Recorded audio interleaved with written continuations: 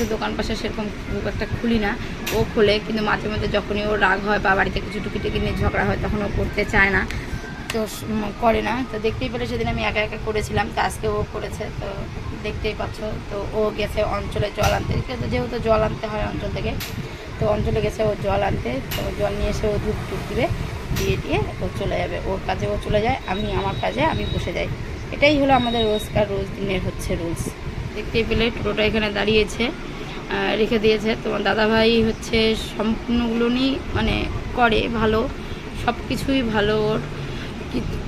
মাঝে মধ্যে কখনো কখনো ওর এতটা মানে কী যে হয় জানি না, প্রচণ্ড অশান্তি আমাদের হয়ে যায়, তখন এরকমই সব কিছু করে, কিছুই করে না। দুদিন আগে দেখলেই যে আমি দোকানে এসেছি, আমি কাজ করলাম, তো সম্পূর্ণ দেখো তোমার দাদাভাই যখন দোকানে থাকে বা দোকানে আসে সম্পূর্ণ দোকান পরিষ্কার করে, ভালো করে পরিষ্কার করে সব কিছু। তো আমি খুব একটা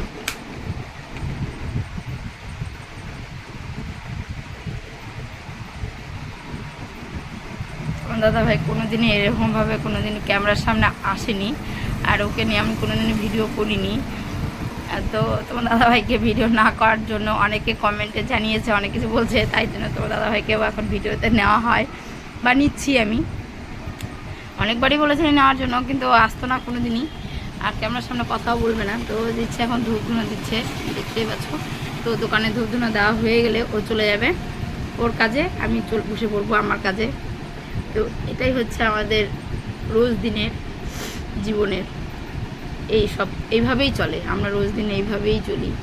আমাদের নতুনত্ব কোনো কিছু পরিবর্তন নেই। সকালে ওঠা, খাওয়া দাওয়া করা, নিজের কাজে সবাই আমরা ব্যস্ত হয়ে যাই। দুই ছেলেকে বাড়িতে রেখে দিই, যেহেতু ছেলেদের স্কুল বন্ধ আছে সেই জন্য ছেলে দুটো বাড়িতে। যখন স্কুল খুলে যাবে তখন ওরা চলে যাবে স্কুলে, তখন বাড়িতে কেউ থাকে না, ফাঁকা থাকে। এই যে দেখো তোমার দাদাভাই ধূপ ধুনো দিয়ে দিল, এই যে ঠাকুরের মন্দিরটা দেখতে পাচ্ছ, তো ওর ধূপ ধুনো দিচ্ছে।